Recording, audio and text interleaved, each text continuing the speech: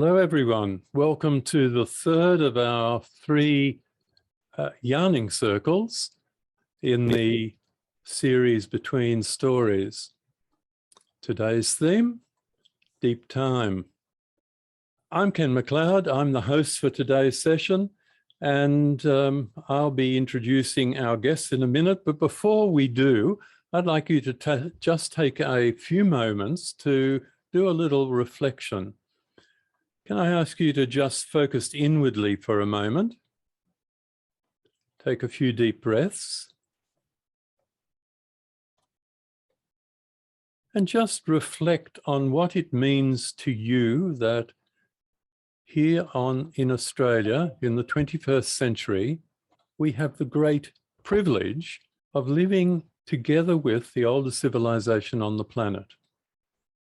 A civilization that reaches back beyond the last ice age, a civilization which brings to us knowledge and wisdom that the world sorely needs today. So can I just ask you to spend a little while reflecting on that? What does it mean to you?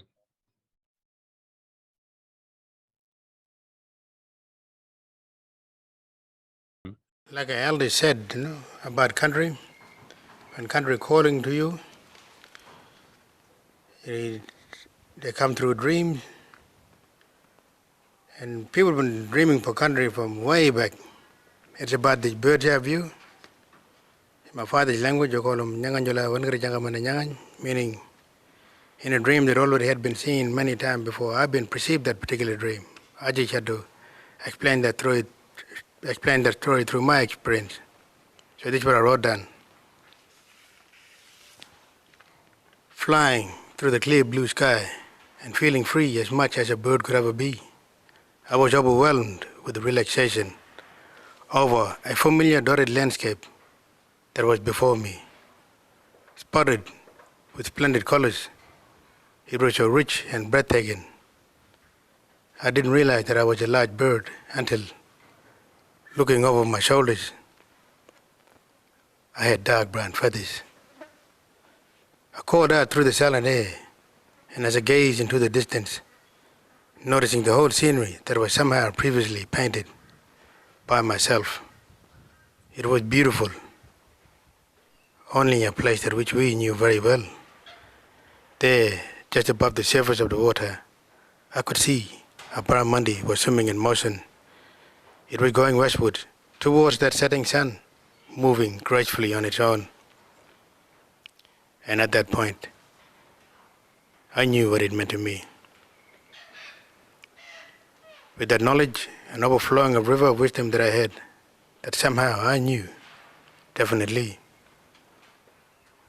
that there's a connection and a bond between us, with the earth, water, and sky, that they are as much as part of us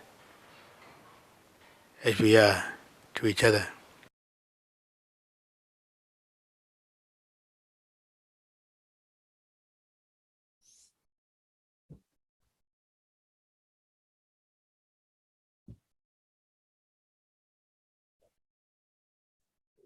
So here are two concepts that are very important in Indigenous culture, country and deep time. And would you like to say something about how those two concepts and the practices that represent them are exemplified in that poem? Yeah, everything is about ceremony. So before I start, I have to acknowledge country because it's alive and it's an active actor in our world. So ngajino nilawala and Poelina ngayu imadoromanan ngai mandajara nganga muja across the globe.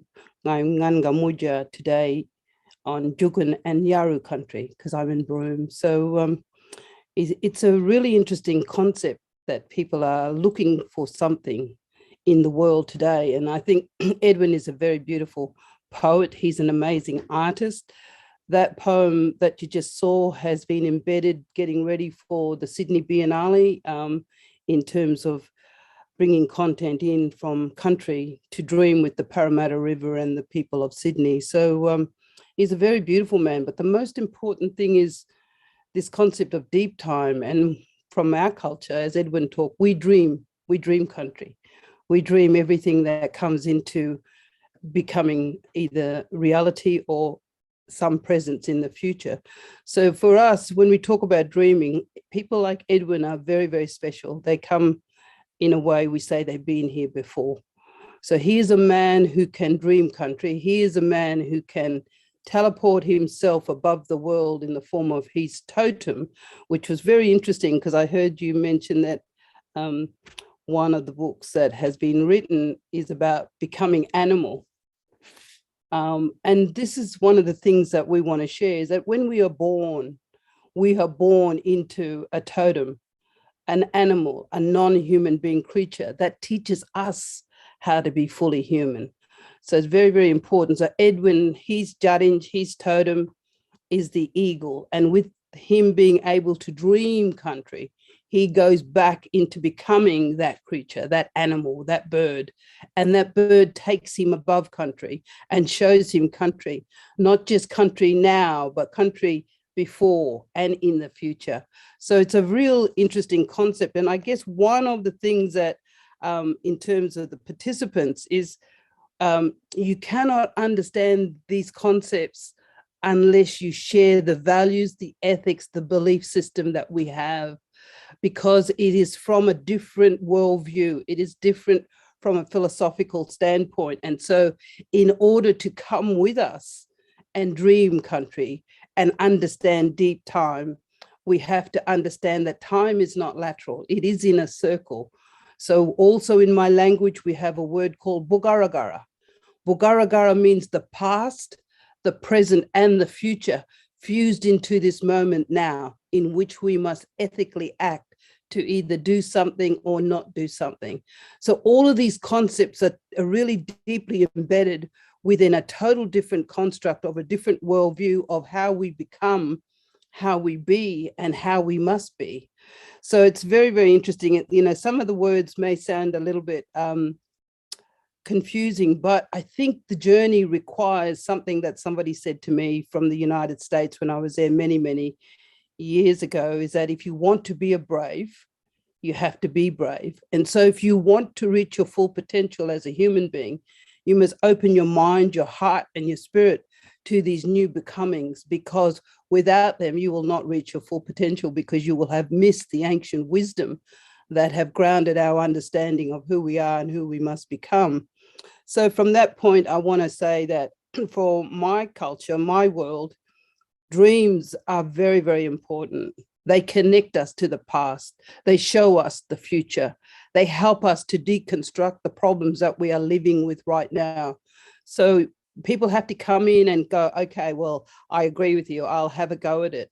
Because this takes time. How we want you to do these things, how we want you to be building a relationship with country is so critical in terms of understanding and feeling country. Country is alive. The rivers are alive. And this is what we are wanting to expose yourself to, because it takes time, because you must build your own relationship with the world around you and with those things that people may see as not being living. David Moljadi, one of our very senior elders, wrote a book called Everything Standing Up is Alive. The rocks, the trees, the wind, even the wind has a skin relationship. Oh, that wind's coming from the east. That's the Walmala mob. That's the black smoke people sending that wind to us. Oh, the migratory birds are coming. You know what I mean? So everything is about balance. Everything is about harmony. The critical point that I want to make as an Indigenous leader is everything is about peacemaking. As diplomats, we are born into a world of looking for reason and logic and meaning. And so I think this concept around deep time is something very, very special, but you have to, in a way, unblock your mind. You know, like a lot of people come to us and they go, oh, what's the answer? You have to unblock your mind and see the world and be in the world a different way. So as I said, time for me is in a circle, because we don't see things laterally. We dream things to us and for us. We call our elders in our dream. That's why when people pass away in my culture, we have a sorry time, but when the time is right, we call them back. We call them back to us. And, you know, it's wonderful because in my lifetime, I have met amazing elders who told me before they left, you call me when you need me. And this is what I do. So I call my elders to me and they come to me in dreams and I talk with them and we have, you know, lots of conversation in terms of how we strategize. But in order to believe this requires you as a human being to unpack your blocked system and see the world and be in the world a different way. So from that perspective, you know, I wrote a couple of words here, you know, dreaming time, deep time, circle of time, regeneration time, and also genetic memory. So these concepts are out there, they're in the world. We just need to learn how to make them work for us if we are doing greater good. Thank you. Before I throw to Tyson, I'd be interested, David, if your response to what you've just heard, coming from a somewhat different cultural frame, but I think with a lot of resonance. Well, first, just a deep bow of respect to Anne, who speaks with such eloquence, and one feels many ancestors also speaking through you in what you share. And also a deep bow of respect to Tyson. I've not met either of you before. Tyson, whose recent book, Sand Talk, knocked my socks off, which is why I'm not wearing any socks at the moment. No, I am. It's actually cold here. But so I'm speaking here from the upper Rio Grande Valley in northern New Mexico, foothills of the Sangre de Cristo Mountains, gazing out over this night valley with lights of villages, of many Pueblo villages. I live in the land of the Puebloan people, the Tewa, Tiwa, Toa, and Keres speaking peoples. And I wish to pay my respects to the wisdom keepers and deep friends of mine in these villages and to this ground underneath me and to these mountains behind me and the river out in front of me. I love that we also speak of where we're coming from, as Anne did in her own language, especially when we're doing this online digital thing, which can be so exclusively human. There's not a lot of other animals online, much less plants. And most of our bodies are out of play as well. It's just our heads talking to one another. But it feels to me like by speaking of where we are first, it's almost as if it's not just us meeting up in this strange digital non-place, but places, different parts of the earth are meeting up through us and through this weird techno wizardry and making contact with one another, the other animals of our places, the plants and powers and mountains and rivers too. So yeah, so I'm a cultural ecologist. I'm a philosopher or a geophilosopher with a deep interest in the ecology of sensory experience, yeah, how our senses connect us, our individual nervous systems to the wider ecosystem. But I'm so interested in the ecology of language, how what we say has such a powerful influence on what we see or hear or taste of the earth around us. Obviously, there are ways of speaking that many of us have inherited that actually frustrate, it seems to me, or stifle that instinctive rapport between our animal senses and the land. But there are other ways of speaking that I reckon we're exploring here today, ways of speaking that actually open, loosen, free up our animal senses to respond to the earthly sensuous around us. So time has got to be one of the biggest, weirdest conundrums enigmas, and an awfully odd notion in the overeducated, technologized, modern moment. We think of time, for one thing, we think of time as being something completely other than space. We've got space on the one hand and time on the other hand as two completely different things, which it seems to me actually eclipses the earth from our awareness. It hides the earth from our experience.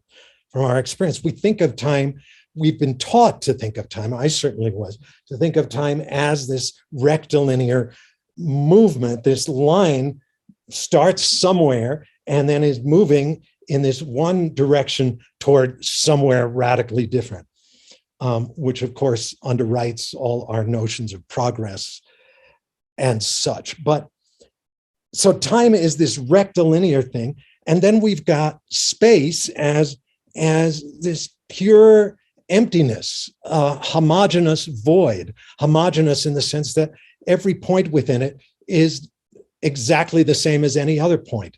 It's just a void, and homogeneous, because that's what you get when you strip time out of space, because it's time, it's dynamism that yields different places their uniqueness. It's the rhythm of things, the way things dance in this place, which is different from the way they do on the other side of this mountain range. So when you take time out of space, then space is just this empty void. So I'll just offer up this a way of thinking that's been burgeoning in me. I've been thinking of that linear sense of time. I don't know, we look at a timeline like on a blackboard or on a screen, but we're not in the time. We've taken ourselves out of it. If we're mapping time or history as a line, I'm looking at that line. But if I was on the line, in the line myself, I'd be looking back in time. It'd be like looking into a blossom of a wildflower. That is, time sort of folds into the depth like that. If I think of time, even that linear thing we call time, as the stem of a flower, of a blossom, and I think of this, it's not so straight, which is good.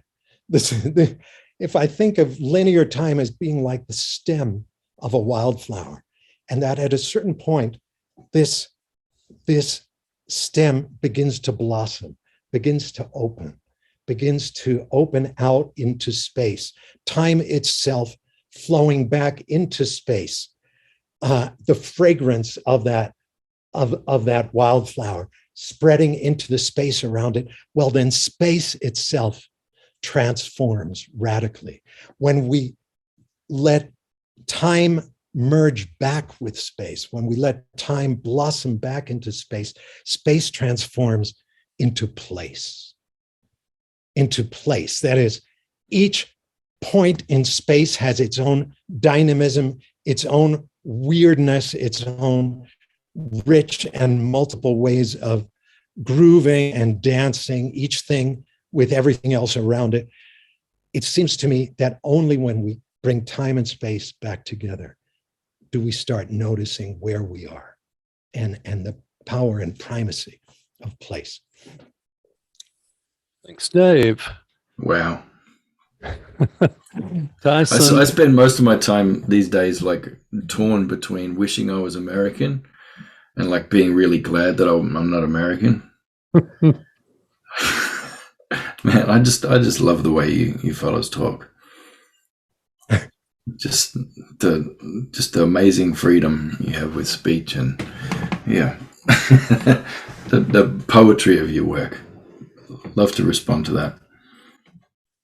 Please. Well, go ahead, Tyson. Your work has been notable as an educationist, as a researcher, as an academic, as an author, as an art critic, as an artist, for your ability to speak across cultural paradigms which is a wonderful gift, and it's been a great gift to the world. Would you like to take up this whole idea of deep time and what it looks like from your perspective? Yeah. Well, look, I mean, I'm not really any of those things. You know what I mean? It's like you can be those things at certain moments, but you know, yeah, your people aren't things. People are processes. You know, who you are is a process. You're a work in progress all the time. You know what I mean? And you are a process that's embedded and nested within, you know, a whole heap of other processes. You know, like, so I'm a process that's running on, you know, pattern from in the far north, from Western Cape York, but then from other places that I've been connected to in the past, like South Australia as well. But I'm not there. That's like a long way away, more than 3,000 kilometers away. I'm on the Kulin people's country right now, and so I'm here. I'm running in my pattern is running within that pattern, and that's changing me. That's constantly affecting me, changing me. You know, there's all this really sweet groundwater here where I'm staying.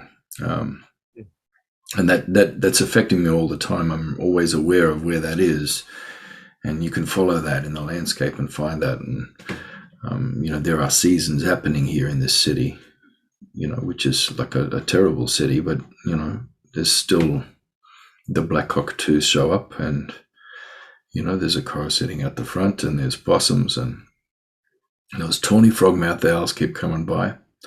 And my daughter reckons she knows where the babies are for that. But I don't think she does. She keeps taking us like, I'll show you where the owl babies are. Dad, she's 4. And she's like, you know, she takes us and then she's walking along through the trees. And then we get lost. So there are a few trees around, but not a lot. But this is just a process. You know, this place is a swamp that currently has a lot of concrete on top of it. You know, and, you know, it will be being a swamp again at some stage. And at some stage, eventually, it'll probably be a mountain, knowing what Victoria's like for volcanic activity and all that, over, you know, what people might call deep time, but it's not that long ago.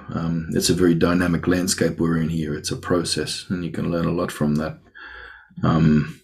Yeah, I look at these moments that David captures in his writing.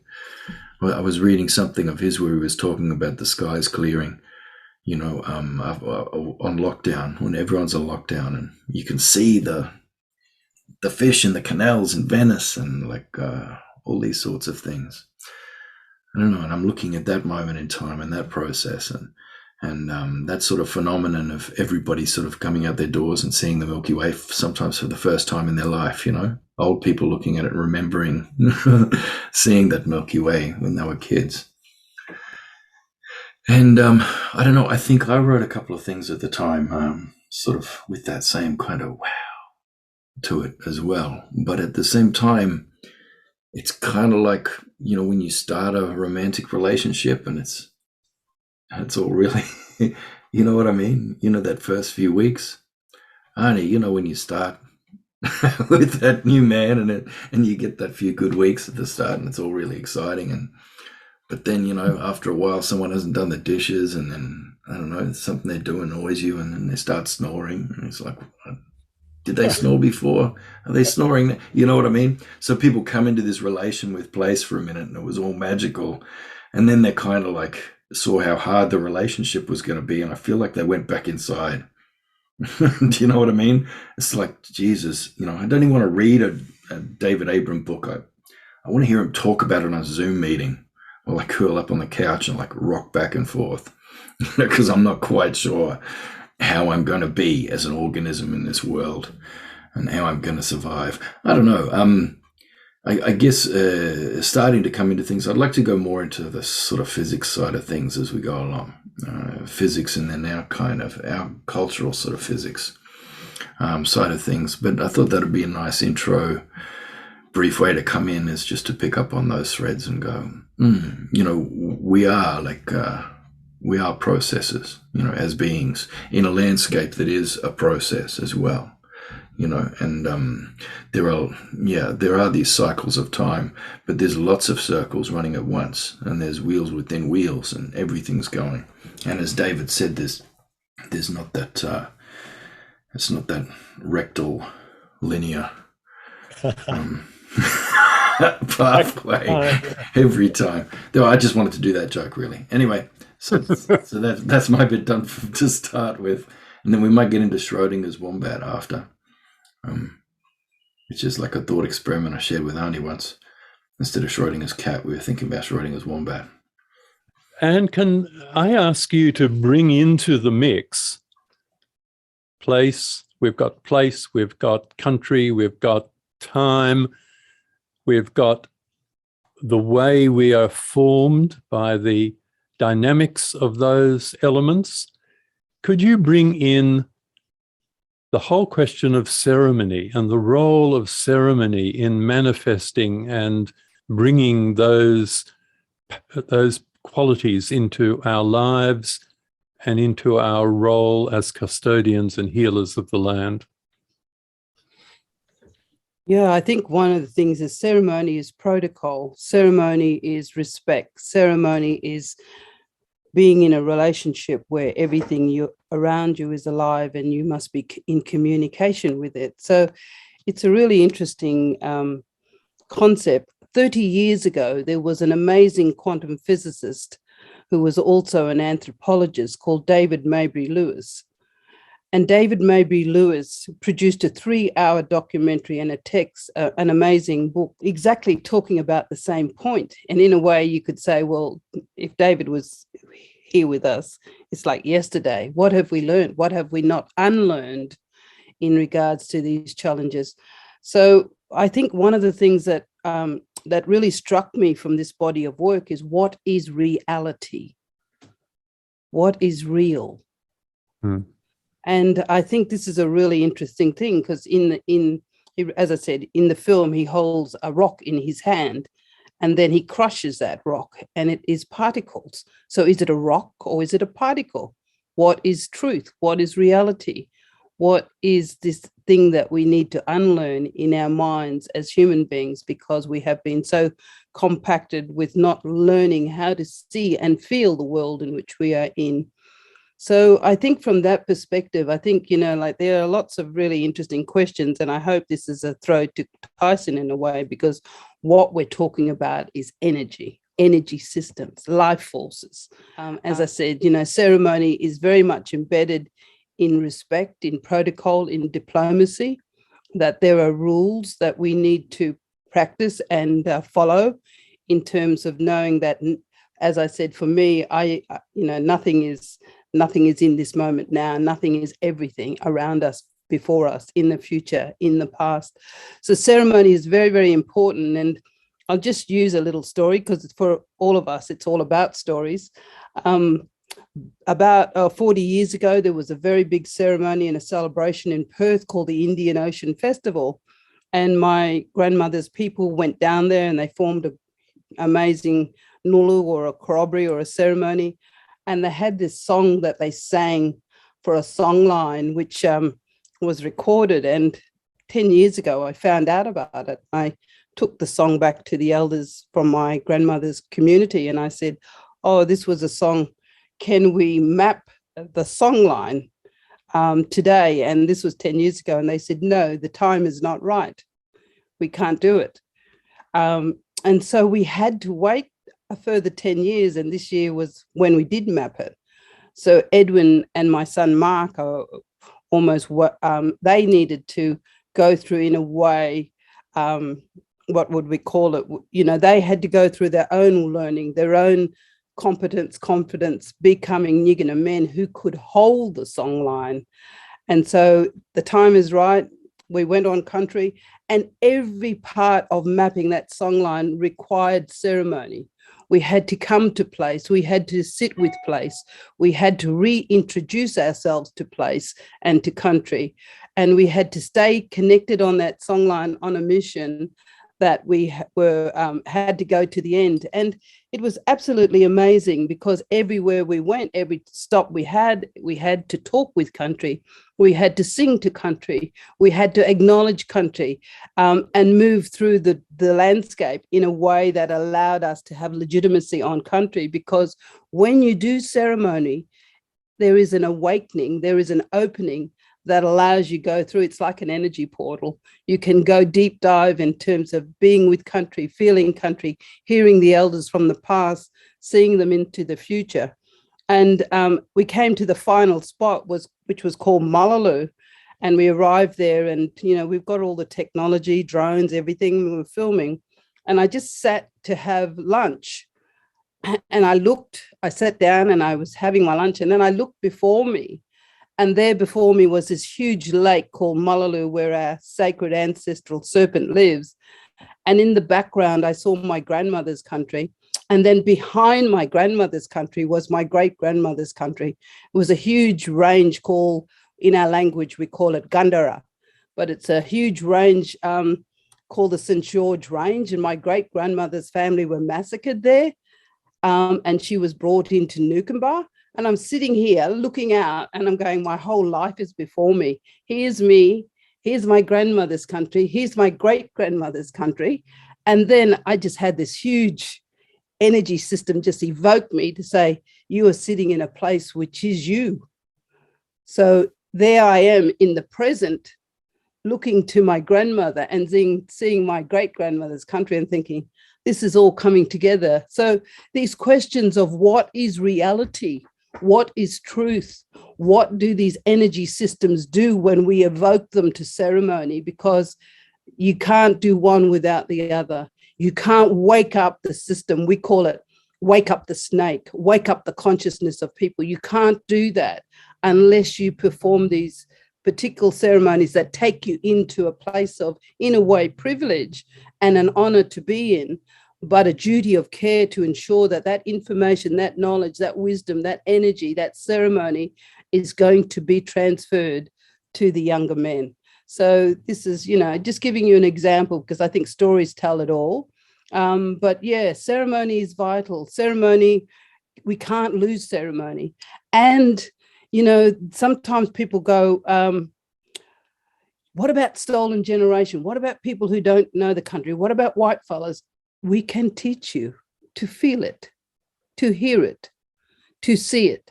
And I'll finish on this point, but our elders teach us to see with our ears and hear with our eyes.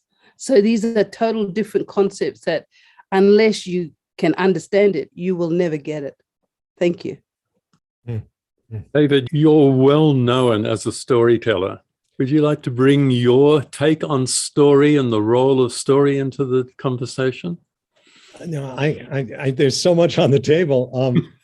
Gadzooks, already I'm just rocking with what's just been shared. I want to also make sure we hear and let resound, all of us listening in, and saying earlier that we dream country. And so this matter of imagination and dream, which of course is utterly, imagination so central to story in a huge way. But, and as Anne was saying, everything alive, everything dancing, but also a sense that everything speaks. This links to the last session we had, but just a sense that it's not just that everything's alive, but that everything is expressive, even the rocks, even a gust of wind, even a storm cloud, or a wombat, or a patch of lichen. But everything speaks. And so we have to respond to the speaking world by not just speaking about it, but speaking to things, praising the things, honoring the things. It seems like these are assumptions common in some way or other to almost every indigenous, traditionally oral culture the world over. And yet each such culture exemplifies this in their own way, in weirdly different ways. And yet there's this deep sense that, yeah, it's all animate, and everything speaks, just most things don't speak in words. One other commonality that stretches between, it seems, every deeply oral culture I've, had any luck to brush up against is this sense that mind, or rather all of that fluid creativity we associate with the imagination and with mind, is not, as so many of us have been taught to think, that mind is inside us, or that the imagination lives inside me, such that I have a little mind inside my skull and you have a little mind inside your skull. And then we get to argue about whether that squirrel has a little mind inside its skull, or a little psyche or imagination or not. But rather, in so many deeply oral cultures, the assumption is rather that all of that creativity, the imagination itself, yes, it has an interiority to it, but it's not because it's inside us. It's because we are inside it, bodily immersed, along with all the other bodies around us of wombats and crows and aspen groves and clouds. We live inside an intelligence or an imagination that's not ours, but is rather the Earth's. And each part of the Earth, each place, has its own style of imagination, its own dreaming. And our dreams participate in that. Our intelligence is just our little piece of something surging all around us. So I'll stop there, see if that sparks anything in my allies here. We might jump into some language, maybe on just how things are different, because it's the best way into a worldview, and particularly if you're looking at what does time mean, all of this kind of thing. Also, for a start, we don't have a word for space. Usually in our languages, it's place specifically, and place is different, because place is like space is really just place with the story taken out of it, Yeah. So such a thing just doesn't exist, because everything has story.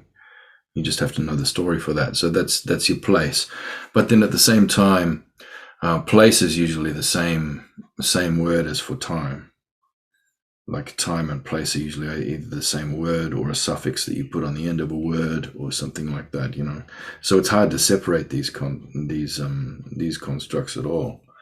And I guess, I don't know, a lot of people like for an Indigenous person to welcome them to country, and so people will say welcome, and sometimes they'll use the language word for welcome. But more often than not, the word that's been translated as welcome, and that we're all saying means welcome, it actually means where are you going? You know what I mean? Because for all of us, it's really interesting, because our understanding of who we are and what we're doing and being is all about location. It's about locatedness, but it's also about trajectory. So there's almost that bird's eye view consciousness of your landscape that you're in, but there's always that awareness of your trajectory in that landscape, but also of all the other nodes. They're the other people, human and non-humans, what their trajectories are as well. There's always that awareness, and that's what that means, that welcome, that that like where are you going? Where are you going? That's how you greet somebody. So that's what that word, welcome, actually means. That I don't know, and this brings us to that uncertainty principle, and the wombat can. All right, because when you're trying to figure out a particle's location, then it's a particle, right? No worries. But if you want to measure its velocity, then it becomes a wave, and we're kind of all waves, if that makes any sense, because we're in motion. We are things in motion in a landscape that's mobile. as well, over this deep time. So the idea with the Schrodinger's cat is that's like that little thought experiment, as you know, that was made to for people to think about that. That idea of a particle, if you're looking at location, but it's a wave if you're looking at its velocity. And so you imagine, this idea that a speck could be two things at once, or neither. How do you know which one it is? Because the act of observing, its velocity makes it a wave, and the act of observing its location makes it a particle. So what the hell is it? So they wrestle with that problem with this story. And I always go to the thought experiments in tech and in science, because I see that as the law, the LORE of science is the thought experiments, because that's always the story. But it's a story that everybody sits around and contributes to. So a thought experiment is not a fixed, it's story, but everybody brings a little part. So we all sit around and we riff on the idea of, okay, well, they've put a cat in a box with poison, but we can't see the cat, so we don't know if it's dead yet or not. Like, is the cat alive or dead? And then we all talk about that for a few days, and maybe have a bit of weed or whatever they do when they're talking about these things. But they're having all these deep thoughts about this dead cat in the box, and you might arrive at the conclusion in the end that the cat is, if you can't see it, then it's both alive and dead simultaneously. Well, I want to throw out this little thought experiment of Schrodinger's wombat. So what if it wasn't a cat in a box? What if it was a wombat, which is like a marsupial? You could just put whatever one is from your local place. It's like a marsupial in Australia. So what if there was a wombat in a log, and someone asked you, you couldn't see it, and someone says, is that wombat alive or dead? What would be the things from an Aboriginal point of view, and dare I say from a human point of view, like a human that hasn't been completely industrialized yet? What are the things that you're going to look at that are not just inside the box? What are the things you're going to look at that are going to indicate to you whether or not that is alive? All of the seasonal signs, all of the things in the landscape, the 1,000 things all around, the information that you have about that single wombat in there, just from what's around you. Arnie, what would you be looking for? Get your tracking glasses on and tell me what you'd be looking for to see if that wombat was alive or dead. First, I'd read the country and see the tracks that went into the log. That's him. Because then I'll know what animal that is. Yeah. Then I'd tap the log to see if there's movement. And then I would bend down and whisper and talk to the log and try and calm the animal out, that I'm not a threat, to come out and talk with me. So that's what I would do. So slightly different, like cause and effect relation, eh? And different view of time, like right there. It's like, I wonder, is that cat, let's science this. Like, is that cat alive or dead? So what would you do, David? Are you looking at that log and there's a strange animal in there? What do you do to determine if it's alive or dead? Oh, I'd just circle the log a few times, sniffing. I have no idea what a wombat smells like. I actually have no idea what a wombat looks like or who she is. But I reckon I'd be sniffing the air as well as looking to read the tracks, as Anne is. I don't know, maybe if I had some idea who a wombat is, and I didn't think it was something that was likely to eat me, I might go up to the log and knock on it a bit. Yeah. That's nice. That's your first question. Hey, what is a wombat? Yeah. And it's just, and everything is about the season, are the lyrebirds calling yet? You look around, the lichen on the trees, the direction, showing you north and south and all that kind of thing. The wombats do their scat like up higher, like on a rock or a log or something, because they kind of display with that. So you'd see if there's anything fresh around like that. And, that would tell you the health of the wombat before you even looked, before you even started to try and connect with the wombat, as Anne was saying. But then, and then when she starts to get into that kind of relation, then that's getting into those totemic relationships, or even if that's not your totem, that's that pattern of being and understanding other things and coming into relation with other things that comes from your totemic training. Someone the other day asked me what a totem was, and I said it's like a spirit animal, but for grown-ups, which was funny as hell.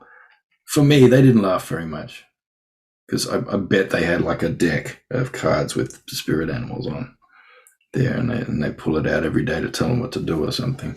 Anyway, so that's that Schrodinger's wombat. So that gets us past the uncertainty principle, and then we can start to move into the laws of thermodynamics and stuff like that then.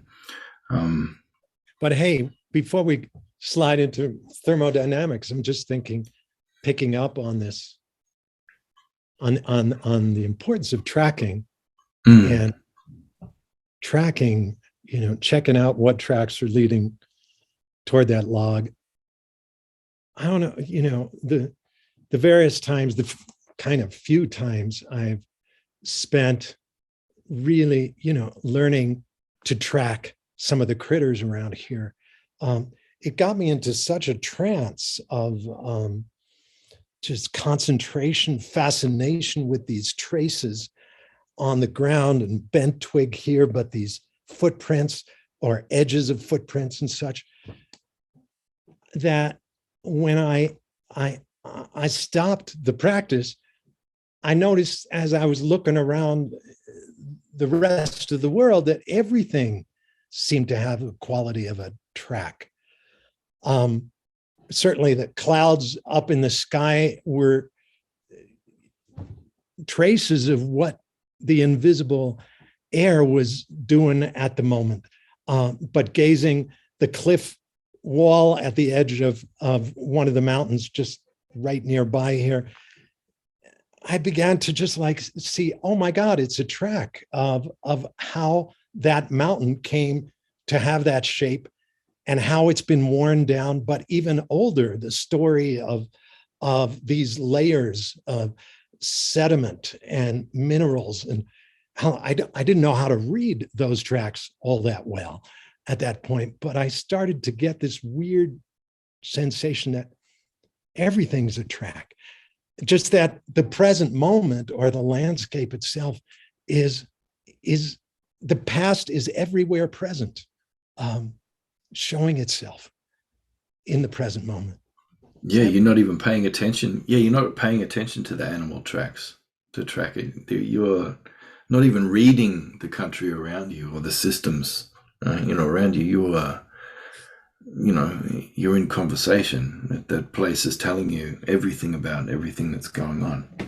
I was talking to a Dutchman who was telling me that he always looks for the wolf scat, because when he sees the wolf scat, then he just gets a pinch of ash and puts that so he sees where the air currents are, because he knows that the wolves lay their scent and lay their scat to direct the movement of the game, onto trails where the air currents go. So if he finds the scat and then finds the air current off that, he can find the game trail, and he's just got the entire system there mapped out. And he just, he was better tracker than me.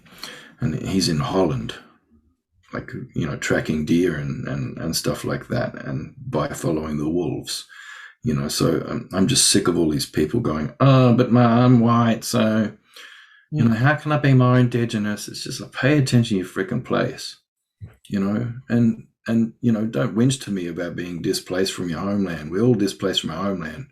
There aren't very many people living in their homeland in the world. There aren't very many people, Aboriginal people in Australia, living on their traditional homelands. That's everyone on the planet. That's what this global system's done to us. It's uprooted us and ripped us off from the land. Because that's what, and whether you like communism or capitalism, they both require that people be removed from the landscape. Feudalism was heaps better because at least you still had land. At least you could still be in your place. That's why communism didn't work in Russia, because they didn't go through capitalism first, through the stage of enticing people off the landscape. They just They just bloody, took a feudal system and then just ripped everyone out of the landscape and smashed them for a century. No wonder it didn't work. Yeah, you need land. So wherever you are, that's where you are. And if you're not sure how to be diasporic and in place, then talk to some of your Jewish mates because they got that covered. They had a couple of thousand years to work that out, and they've got a really good blueprint for it about how to really respectfully be in a place but still maintain your own way. And they know how to do that.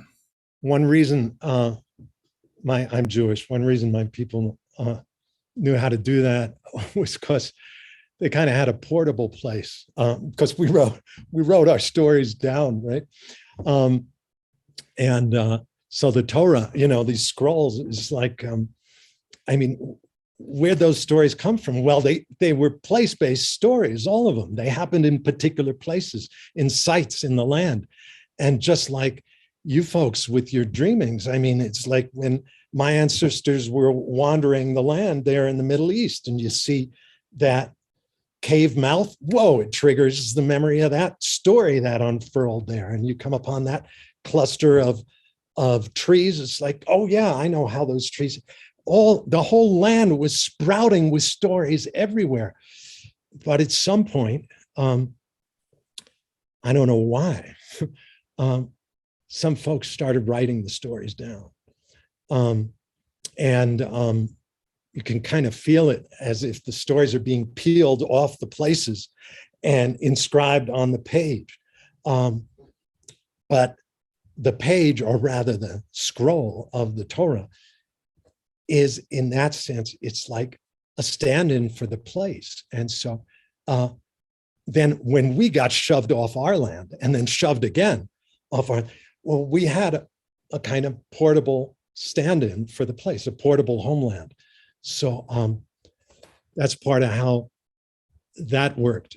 Not that I'm meaning to, celebrate literacy and the alphabet in all sorts of big ways, but it was kind of cool. It was quite a magic to have stories for the first time in that portable form. Trouble is, it made it possible to begin to forget. Well, we're coming into memory then, and memory is another topic altogether. When we start to get into time, place, and memory, that's a whole other thing, Arnie. Big one. Yeah, those mechanisms. But that comes back to ceremony again. Yeah, I just wanted to add to this, because what we're talking about is place-based. And what we're talking about, wherever we are, we have a law of obligation to form a relationship with that place. Yeah. So, this is what we're saying to people, is that you need to commit to that relationship. You need to commit time. You need to spend time. The other thing was this concept of what is real, and in terms of what is reality. When we go into dreams and we communicate with our elders, particularly if I'm looking for wisdom, that is not imagination, that is real, because I can evoke them coming back to me. I dream them to me. So, I'm basing that on reality, not imagination. The other point is, for much of the time when we are on country, we don't talk, because talking is noise. And so a lot of our communication, a lot of what we do is nonverbal, because the talking is the noise and we can't hear the other voices, the wind, the trees, what the birds are telling us, where the wind is turning, what all these things. So just sort of saying that, because sometimes people, it was interesting. I really only learned to talk about 10 years ago. And now my partner can't shut me up. But the point being is, it's very, very important. But most of the time on country, particularly when we're, together, we're hunting, we're fishing, there's no words.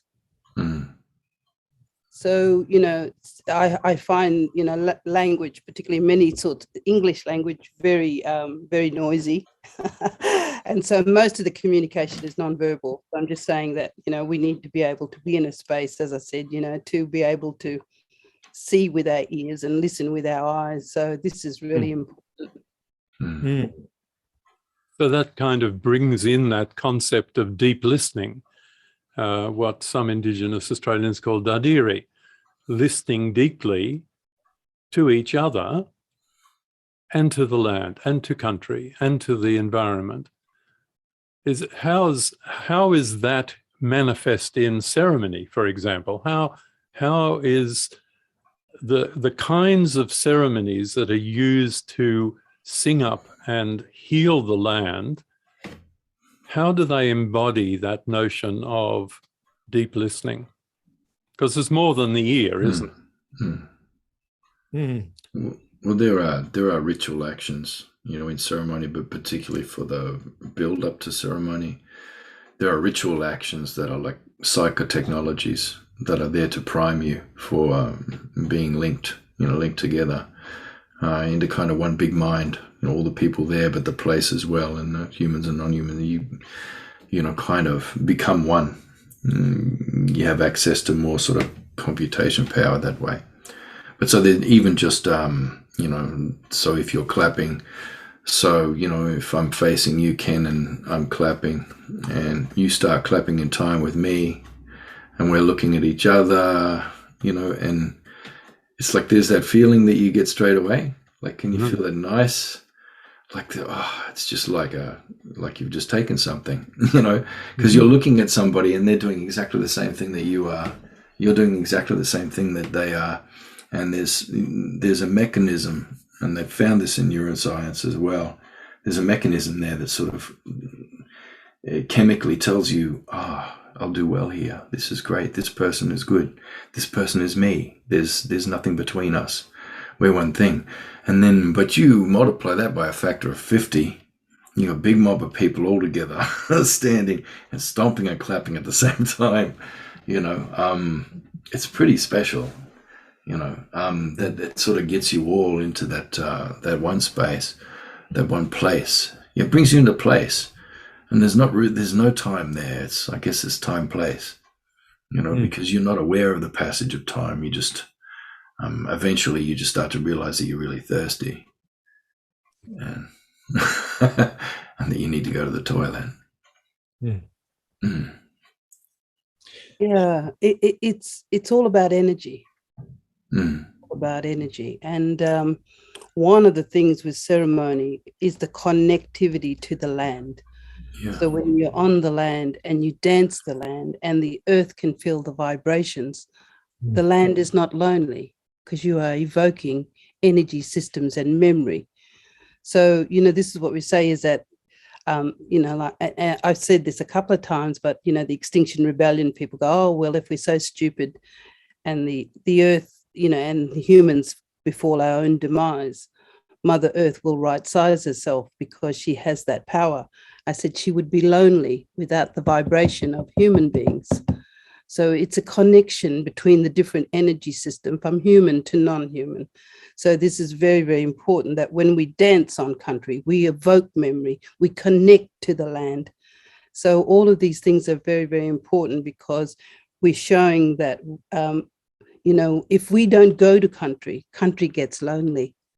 If we don't go to country is a real thing, it'll get lonely. So we have to stay with our vibration on the earth. We have to do ceremony in terms of showcasing that we, as the diplomats from that land, we hold the memory, we hold the ceremony, we share it, and we continue to share that.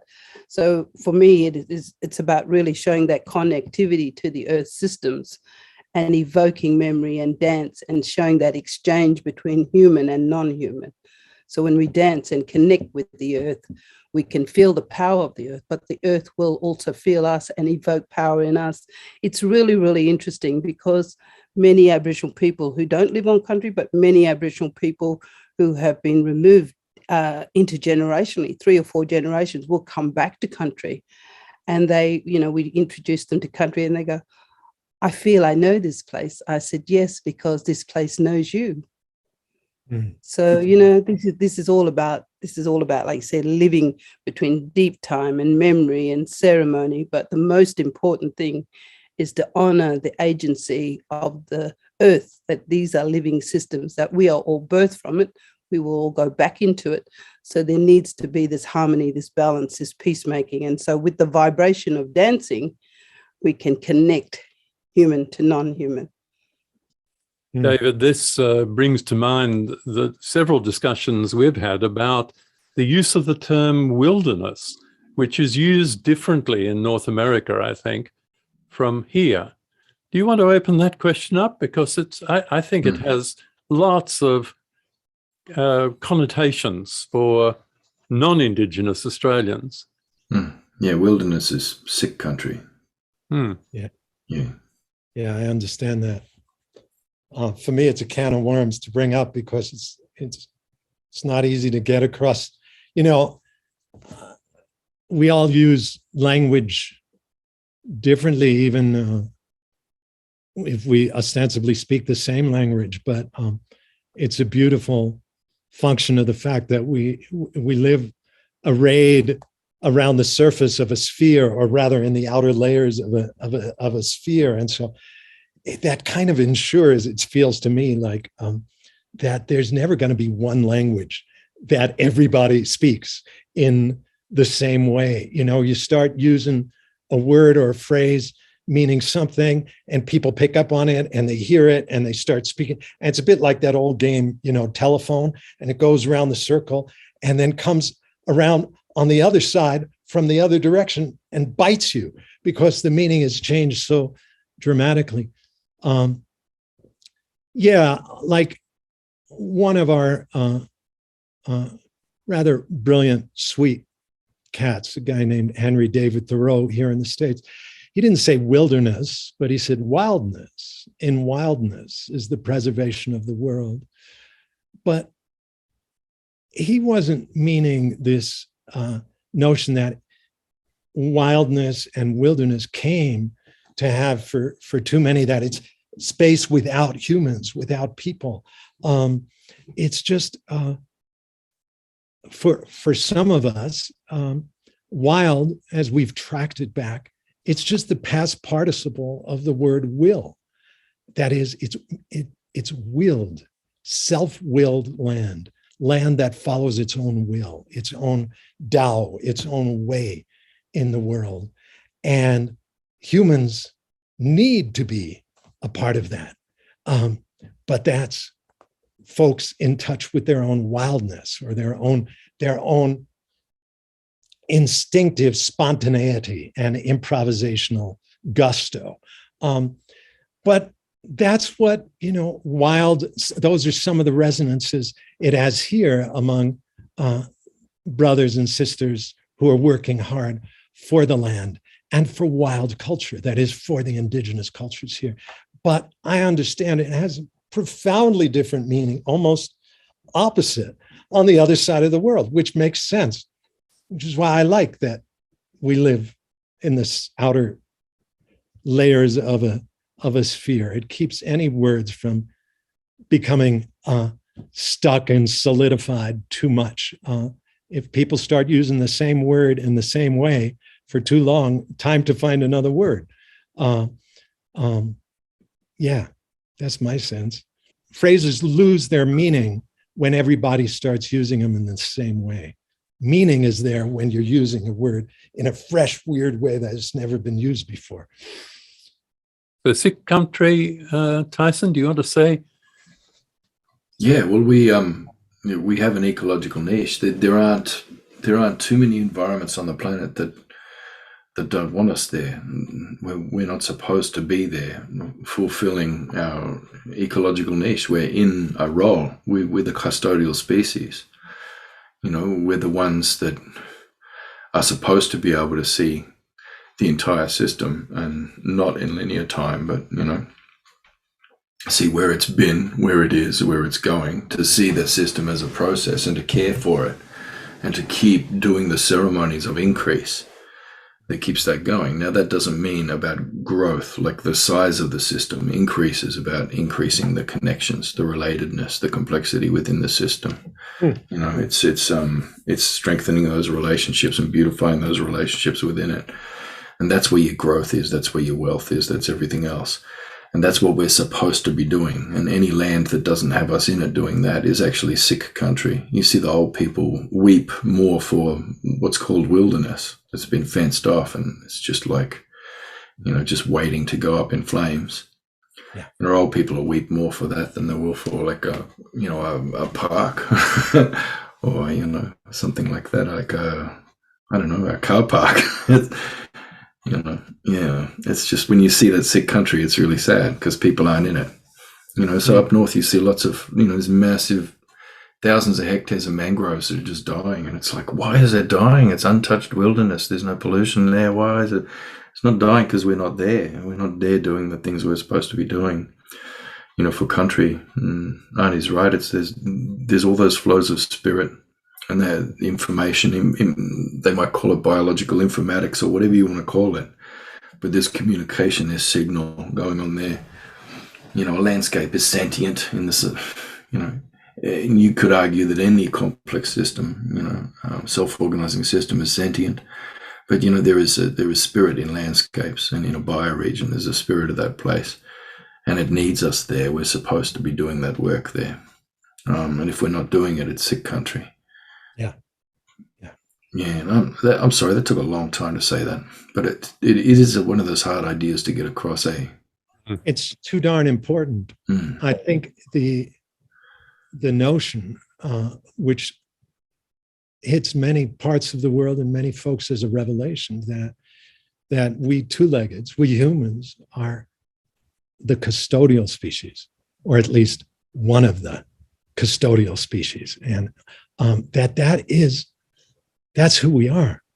That to be human is to be humble in relation to everything else, and to serve, to delight, to always be tickling the land back into exuberance and tending, loving it up, singing it up. I mean, these are things I'm learning from you folks, and or I'm finding things that I knew given fresh power and eloquence in the way you speak them. And the idea of humans as a custodial species, it seems to me this is one of the great teachings that needs to spread from Australia round the earth. It's too darn important. If I might, I've got a couple thoughts I wanted to touch in with what Anne had brought up a moment ago, but it looks like, Tyson, you're something's bubbling up in you, so I don't want to cut that off. Anne, when you were speaking of just being nonverbal or letting the words dissipate, that's always been so important to me, and I reckon to anybody who loves getting out in the land. One thing I wanted to say is with this felt sense also that everything speaks, just most things don't speak in words. It only struck me just, a few years ago that, I can also, in all these other sounds, all these other speakings, different kinds of bird song around, the cricket rhythms and the way they track the temperature, the heat from the ground, but also the way the wind chatters in the leaves. There's meaning being generated at every point in the surrounding terrain. And I can actually receive and even understand many of these meanings as long as I don't think that they ought to be translatable into verbal language. As soon as I drop the notion that to be meaningful, something has to be translatable into words, it's only when I drop that, then I start noticing, yes, of course, I'm understanding so much of what's unfurling, of what's being spoken to me, but my body gets it, my whole creaturely organism. So there was that thread I wanted to mention. And this one other, because Anne, you were speaking, bringing this powerful question, what is reality? What is reality? Confounding thought, but I was just remembering that sometimes when I'm speaking or rapping and talking about falling into a conversation with a stone or a large boulder. One in particular that a particular experience that was so intense for me. And somebody, inevitably pipes up and says, "Give me a break, Abram." Do you mean that stone literally spoke to you? To which I have to say, well, no, because I'm speaking of something much older and deeper than literal truth. And what I want to say is that literal truth itself is an artifact of literacy. It originally means being true to the letter of the law, true to the letter of scripture, what's written down. But deep truth is much older than literacy, a very recent acquisition of some of our kind. And it's neither literal nor is it purely metaphoric, because it's prior to the split between metaphor and literacy that was created by the written word.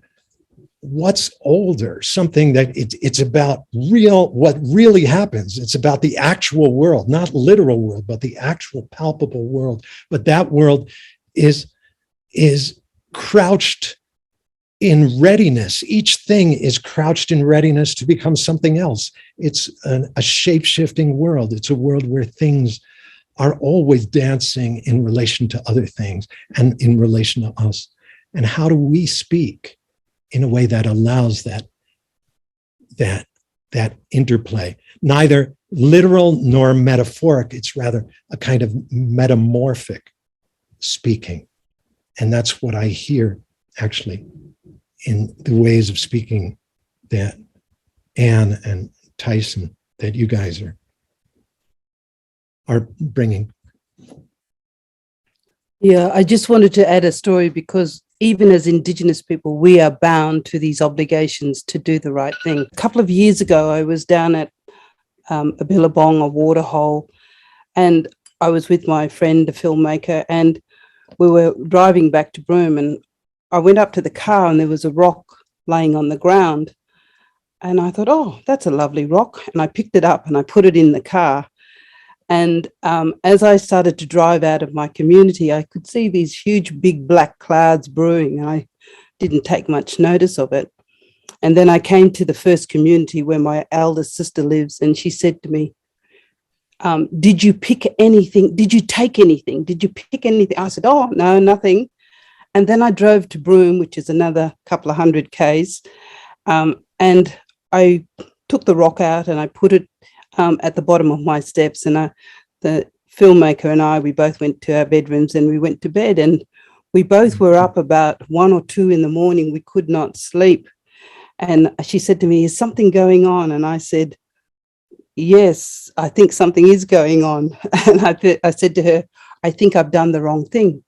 I've picked up a rock that doesn't belong in Broome, and I brought it all this way thinking it's going to beautify my garden in Broome, and it's telling me it wants to go home. And so as I drove out of the community, there was a huge storm that followed us, and that's why when I got to my sister, she said to me, did you take anything? And it followed us all the way to Broome, and I said to her, I said to my friend, it's the rock. I've taken a rock and I shouldn't have done that. And I went out to the rock and it was sitting there. It was almost like it was sort of, it is alive, but it was sort of like, what the hell have you done, lady? And I bent down and I said to that rock, I am so sorry. I have taken you from your home, and I make an obligation to you that in 3 days I will return you to the place that I took you from. And as soon as I said that, everything went calm, everything was peaceful. We both went to bed, we had a great sleep. I rang my sister and said, yes, you were right, I did pick up something. And then I took it back. So everything has a place, everything occupies a space, everything is about connectivity, about balance, everything is about respect in that obligation to do the right thing. And it was, you know, here I'm thinking, oh, well, I'm a traditional owner. I like that rock. I'm going to pick the rock up and take it with me to Broome. But no, it has its own place. It has its own energy. It has its own system that needs to maintain equilibrium by. And so I'm just showing that even for us as Indigenous people, we can't do the wrong thing, because we are bound by a law of obligation to do the right thing and to treat everything as standing up, is alive and has a respect, and we must value it. And to be in a horizontal system of governance where everything is working together, not above or below. Beautiful. Thank you.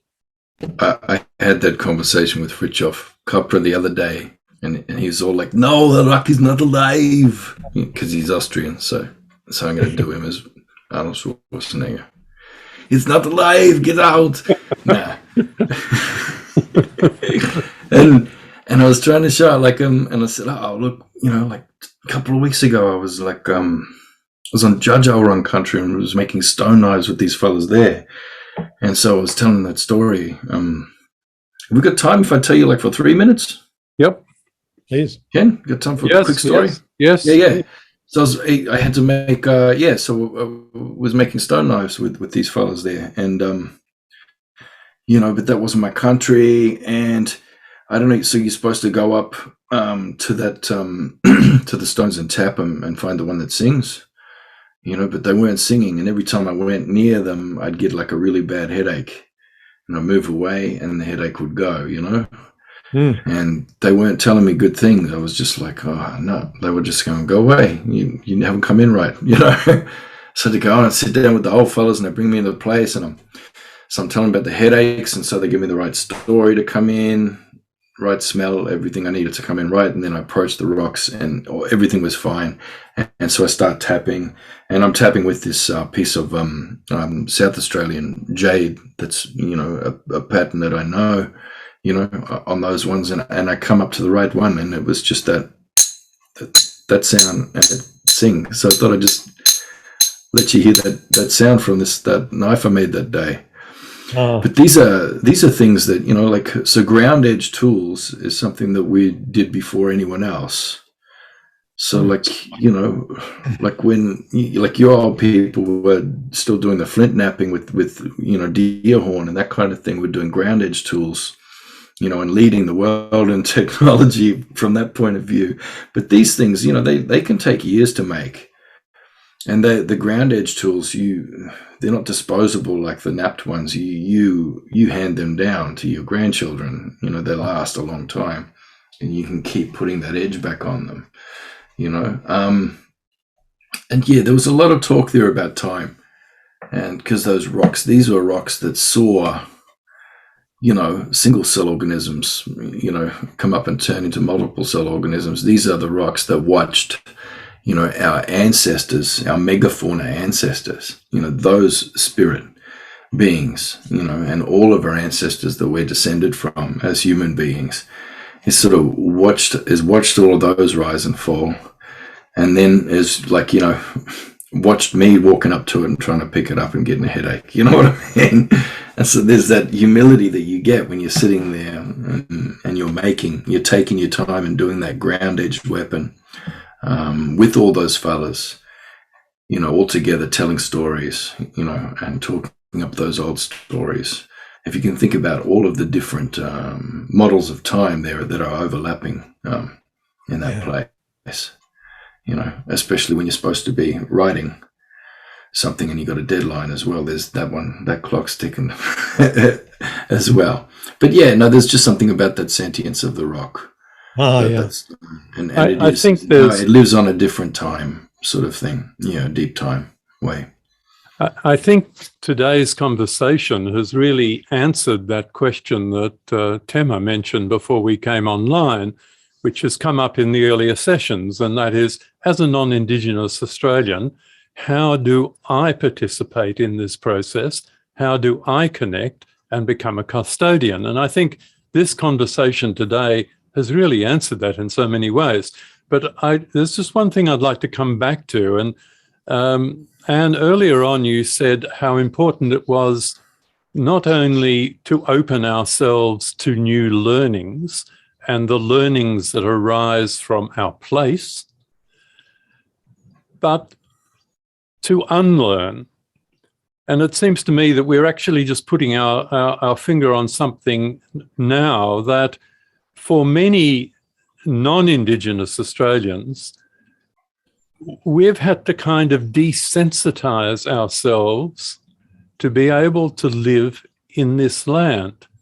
And that process of desensitizing, of, if not personally deliberately doing it, but culturally, almost willfully learning not to listen, not to pay attention, not to connect, is the way we think we're surviving and prospering and creating wealth in this land. And would you like to just say a little bit more about what you think is important for us to work on unlearning? I think the first thing is to stop othering us. There's a wisdom in this land that is ancient. You know, when we blew up the Juukan Gorge cave, that was 46,000-year-old first form of human thought and human practice. So there is a wisdom in this land. There's a wisdom of Indigenous people. And this is what David's saying, is that when you connect with Indigenous people across the globe, it's the same story. It's not about difference, it's about sameness. We are human being. We are human being. And I even go as far as to say we are all Indigenous to Mother Earth. She doesn't look at what color our skin is, what our language is, what she wants to see that you can feel her, that you can hear her. So I guess what we're saying as Indigenous people, it's about stewardship and your ethics of care and love and attention. And this is what we're saying, is that whether you're on the Yarra River or whether you're down at the Kooyong Lakes or up on the Moderator, you need to form your own relationship, because this is about your obligation to yourself as a human being to reach your full potential. And if you're missing these experiential learnings, you could never be fully human, particularly as an Australian, because you are missing something that is deeply embedded in this cultural landscape. And so what we're saying is that we can teach you, we can show you, but the most important thing is for you as an individual, you as a human being, to have a commitment and a law of obligation that you want to create this relationship. You want to get to know your country. You want to feel your country. You want to be a part of it. So this is the part of, even some people, you know, the last statistics we had in the ABS said 60% of Australians still have not met an Indigenous person. And we kind of go, wow, this is, you know, amazing, because we're everywhere. Most Indigenous people live in Sydney and Melbourne, so there's a lot of blackfellas out there. But the point is to create this relationship with country, get to sit on the bank of the river, get to feel, you know, it was quite funny because you hear these conversations of tree huggers and you kind of go like, who are they, New Agers? But when you feel and wrap your arms around a tree that has been standing there with wisdom and as a sentinel being, when you feel that and you hug it, there is an exchange of vibration. There is an exchange of energy. There is an exchange of healing. So what I'm saying to people is, you know, this is about you.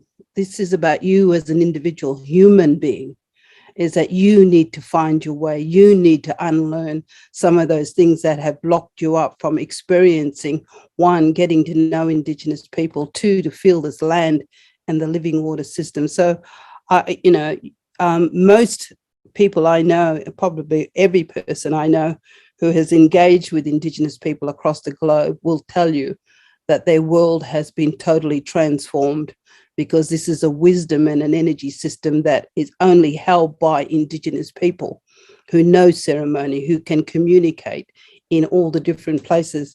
So a lot of the work that I've been writing about in the last couple of weeks, I've posted some up there. Ken, I hope you will share them with the audience, but this is a time where we need to factor in this ancient Indigenous wisdom into planetary well-being, into human well-being. Otherwise, the earth will be lonely without the vibration of people. So we're on a trajectory where we need to wake up the snake, wake up the consciousness of people and bring the people with us. because Mother Earth will right size with or without us, and we want to be part of that journey. Thank you, Ken. David, do you want to come in on that? Not much I could add to that richness, except maybe to say, yes, it's about this incredible commonality round the world, a kind of unity and solidarity that we feel with one another, particularly when we're practicing relationship with what's not just human. I'm convinced that we're only human in contact and conviviality with what ain't human. That out of relationship with other species, other creatures, the trees, like that wisdom tree you were just speaking of, Anne, out of relationship, conscious relationship with other beings, we have no idea how to be this being that we are. And the other beings teach us so much also how to be human. So yeah, there's a unity and commonality, but there's also, it feels to me, I hear this also in what Anne is saying and what you're saying, Tyson. There's just in the emphasis you both give to place. Well, places are different from one another. And the way things happen here in the high desert is so different from the way things happen down in Amazonia, and really different from what's going on in the Hudson River estuary where New York City is. Each place is its own style, its own rhythm, its own pulse. And yeah, so just this thought maybe, if I allow that it's all alive, or it's all filled with agency and dynamism, then I begin to notice more and more that this body, my two-armed, two-legged form, is just my small body. And the earth is my larger body. This breathing physiology, it's also your larger body. It's also the larger body of that aspen tree. The earth, this spherical presence, is the larger body of a hummingbird and of a spider and of a humpback whale. So we all share this breathing sensorium, this immense spherical metabolism in which our individual physiologies are all entangled and embedded.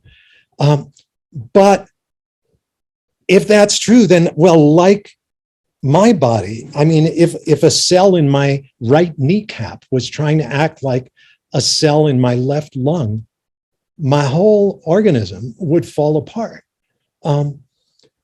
Each place within the broad body of the earth, each place is like a unique organ of this spherical physiology.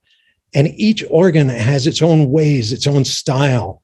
And if we try and enact the same kind of culture in the high desert that is being enacted and ceremonialized in the Amazon basin or in Central Australia, the whole body falls apart. The biosphere itself collapses.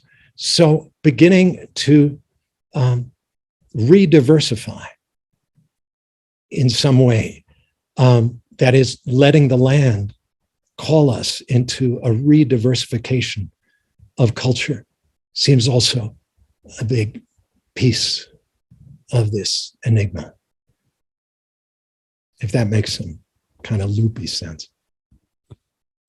Well, we don't have a lot of time left, and Tema's been riding on the questions there, and she might have a couple she wants to throw in. I would just like to make the comment that this has been such a deep and rich conversation, and I thank each of you very, very wholeheartedly for what you've offered here today.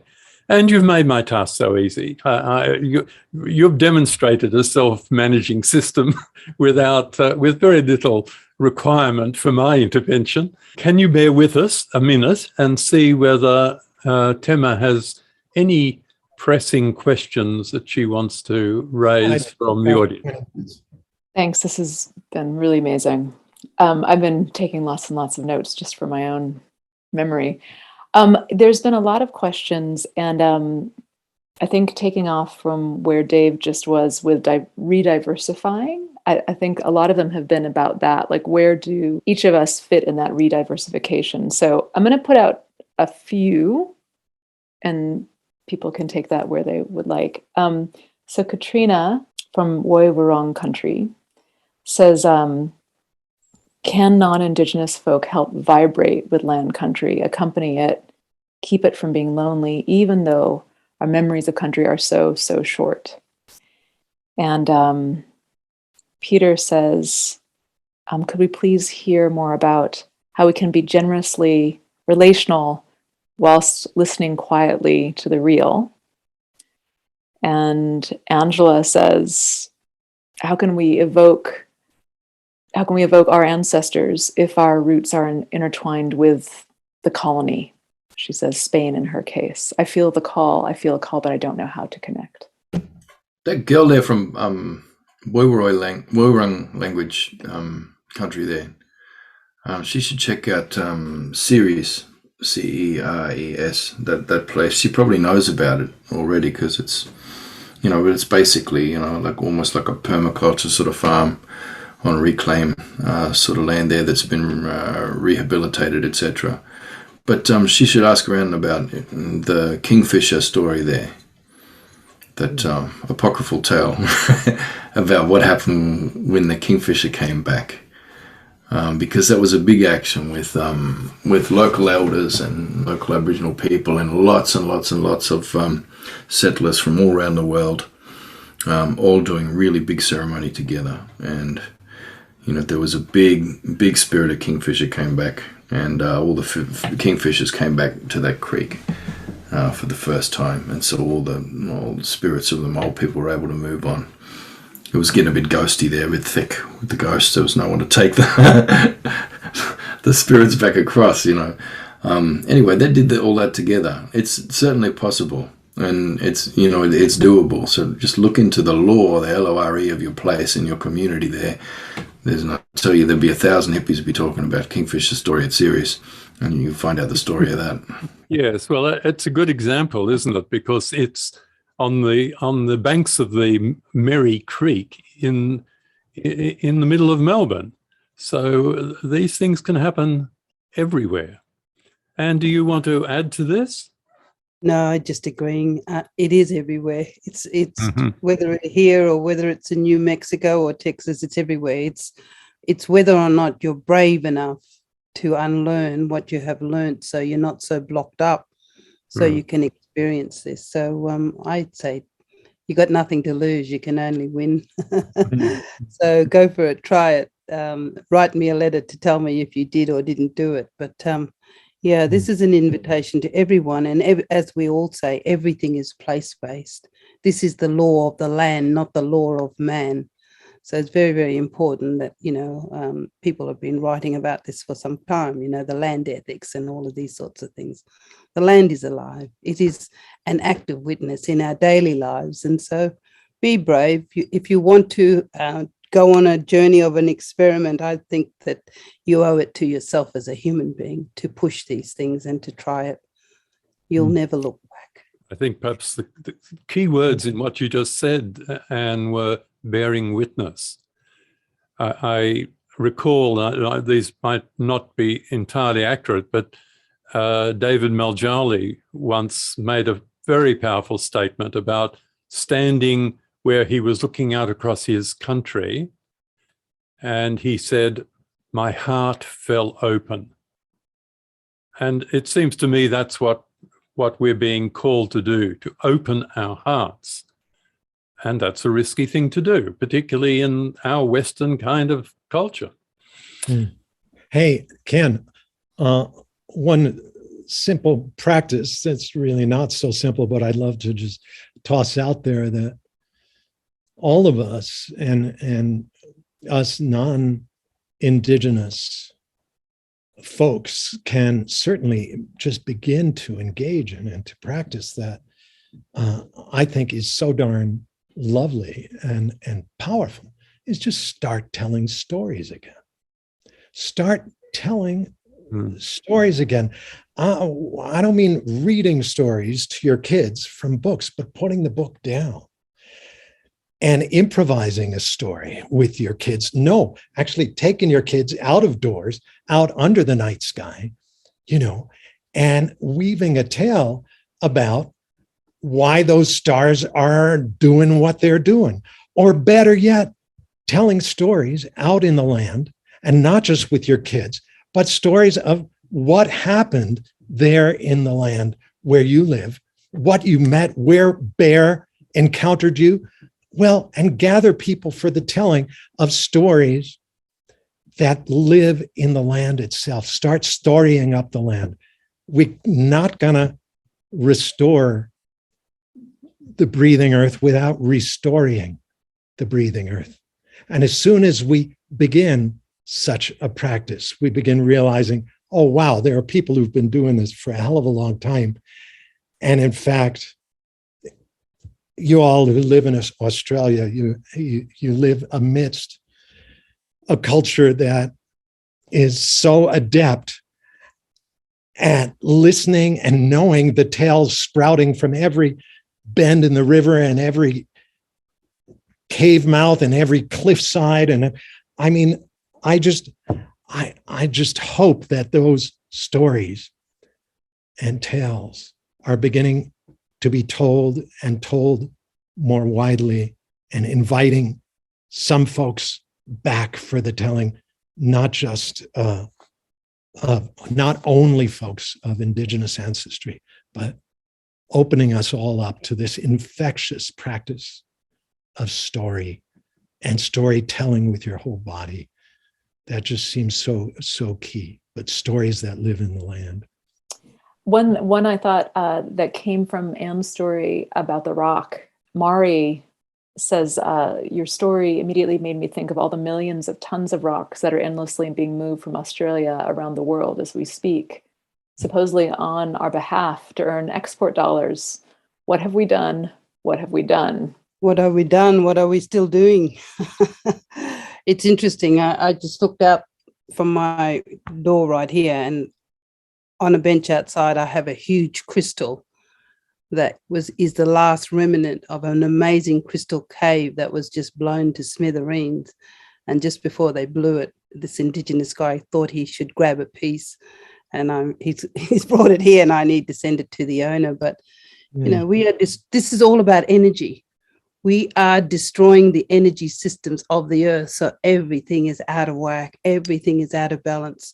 So we need to come back to that place of going, yeah, I hear you. As I said, we've moved rocks, we're moving gas, we're moving rivers. So, we have a lot to be accountable for as human beings in the destruction of our planet. And what we're saying is that we need to coalesce and build this coalition of hope, because we can no longer rely on our governments to lead where the revolution needs to go. So I think we just do what we do. We dream big, and we understand that these systems have become unbalanced, and we as human beings and our multi-species friends looking for justice are also relying on us to do the right thing. So I think, this is in a waiting time. This is in deep time.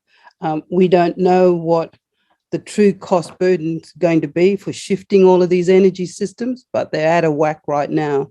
And unless we dance and have ceremony and bring this back into a space where we can heal the lands, the living waters, and all of this injustice, we won't be able to do what we need to do. So from that, I said, yeah, no, it's a great opportunity. We're all here, we're committed to this place and space, and we've got to learn to dream big and send the dream out, but not just send it out, walk in it and make it reality.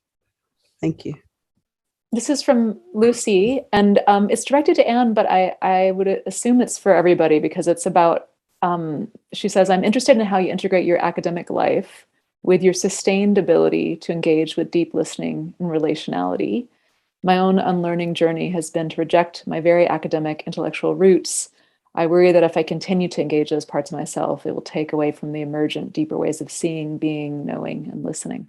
In every engagement, every single engagement with this civilization, with this industrial civilization, every encounter you have, every single one of us is constantly asking ourselves that same question all the time: how much am I prepared to lose? And that's the same with the engagement with your engagement with the academy.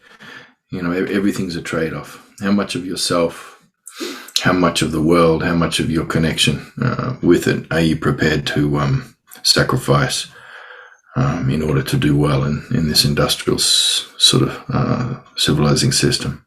It's a trade-off. It's like, how can I do well in the academy and still retain? You can't. You can't. You got to choose which one. You can do well for a bit, but then you need to go back.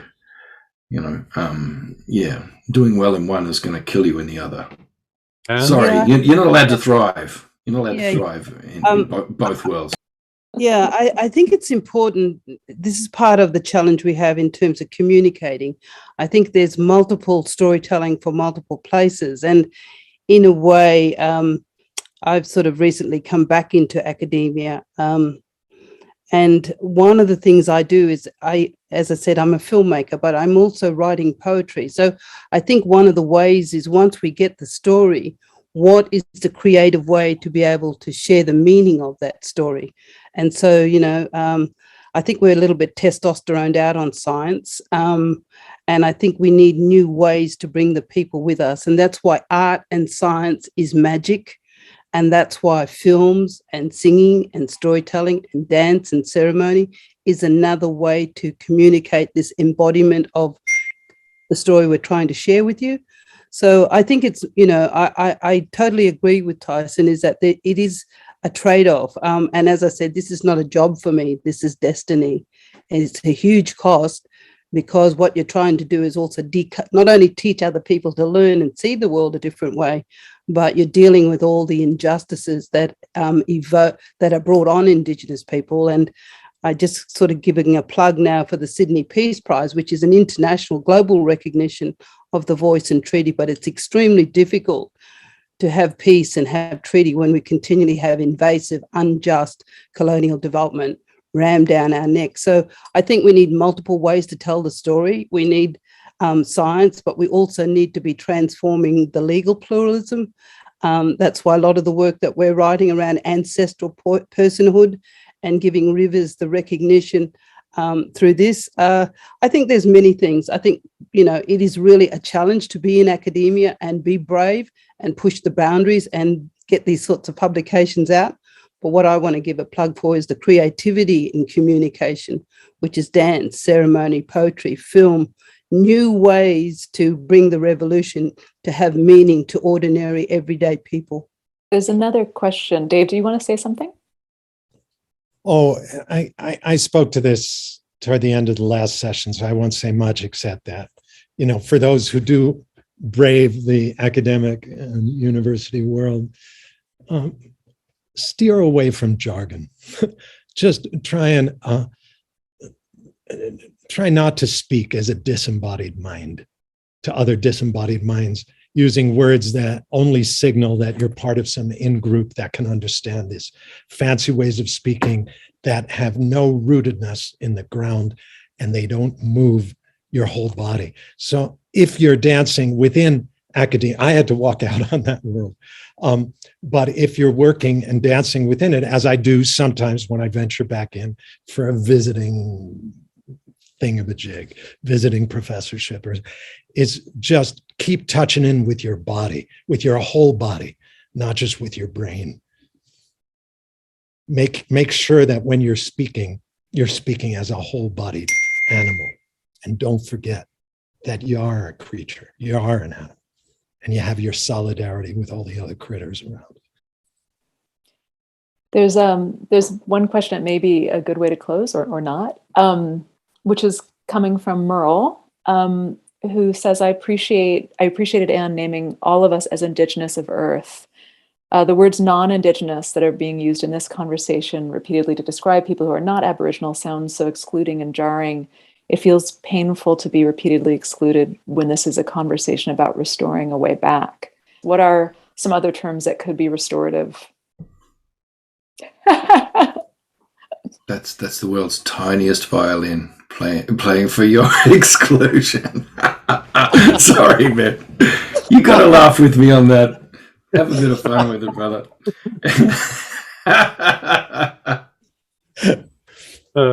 Sorry for excluding you. If anytime you want to include me in some of your capital, that'll be awesome. And I don't mean you personally, but just generally, Yeah. So mine's the first generation that didn't have wages, like most of our wages stolen and kept back by the government and never paid back to us. So we don't inherit any capital at all. Anyway, I know there's no capital left for anybody now, so we're all in the same boat. But, just give us a minute. I don't know what to call you. Just picking up what Anne said in response to the previous question, you might like to show that carving that you were showing us earlier. Are you able to do that? Yeah. Before we started, yeah. Well, this isn't mine. This belongs to Arnie now. That's our yarns that we had together about legal pluralism. And I've never made anything like that. It's weird. I'm pretty sure nothing like that has ever been made. Mm-hmm. It's weird. She was talking about that one crystal she found in that cave before. It was weird. I tried to carve this so many different ways, but that black wood is a cheeky wood, and every time I cut, there were more facets coming out. Mm. Every time I tried to cut the facets away, there'd be more popping up. So I just ended up letting it be what it was going to be. Mm. And it's a really weird. Like a prop off a B-movie sci-fi set. I don't like it very much, but that's what came out. That's just it's a very good message stick that's coming our way, because if we're not careful, we're just about to create the biggest man-made destruction in the world by destroying this place. So I think it's a good thing to send me, because you can smack someone with. I might wangle somebody. It's been lovely to meet you, David. I've read your book. I love it. And as I said, this animal stories, that's who we are.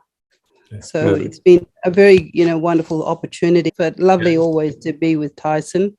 And Ken, thank you for the opportunity. So, it's been a wonderful moment to share. And I'm sure we'll share again. Mm-hmm. And always happy to be part of a story that you may be writing, David and Tyson. So take care and journey well. Thank you, sister. Beautiful to meet you and to be with you and to yarn with you.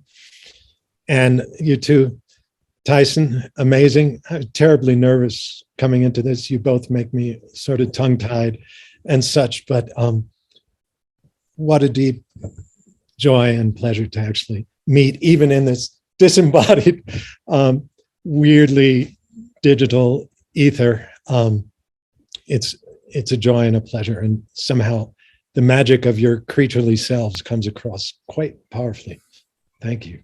Can I wrap things up by thanking our three wonderful guests who have shared so much and have offered so much today?